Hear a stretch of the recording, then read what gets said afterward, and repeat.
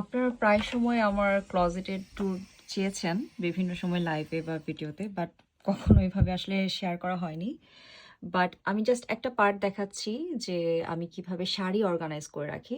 So উপরে যে শাড়িগুলো দেখতে পাচ্ছেন ওখানে হচ্ছে ম্যাক্সিমাম কটনের শাড়ি, বা যে শাড়িগুলো হয়তো আমি অলরেডি পরে ফেলেছি, ওই শাড়িগুলো উপরে আমার ভাঁজ করা। এইখানে আমার কিছু হেভি শাড়ি যেগুলো আসলে যেমন এখানে দেখতে পাচ্ছেন যে ডিফারেন্ট কালারের হ্যাঙ্গার, তার একটাই কারণ হচ্ছে এই হ্যাঙ্গারগুলো অতটা স্টাডি না, তাই আমি এখানে উডের হ্যাঙ্গার দিয়েছি। আর সবগুলো যদি উডের হ্যাঙ্গার দিতাম তাহলে আসলে এখানে জায়গা হতো না, যেহেতু উডের হ্যাঙ্গারে আসলে একটু জায়গা বেশি লাগে। সো এই হচ্ছে আমার শাড়ি আহ, ভাগ করা। আসলে আমার সিল্কের শাড়ি, কটন শাড়ি, জামদানি শাড়ি আলাদা আলাদা পার্টে। আমার জামদানি শাড়িগুলো আরেকদিন দেখাবো, এটা জাস্ট একটা পার্ট দেখাচ্ছি।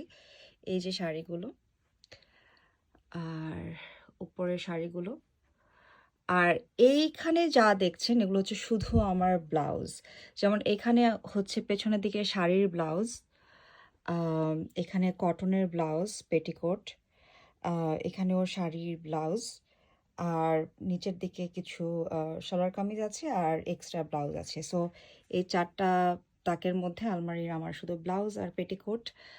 আর এখানে কিছু শাড়ি, আর ওপরে শাড়ি। এগুলো আসলে আমি এখন প্যাক করে ফেলবো যেহেতু আমি বাসা মুভ করছি, আপনারা জানেন। আমার শাড়ির আরেকটা আলমারি আছে, ওটাও দেখাবো। সো এই তো আমি ছোট ছোট করে আপনাদের সাথে শেয়ার করছি, বিকজ এই রুমটা আমি নিজেও খুব মিস করব।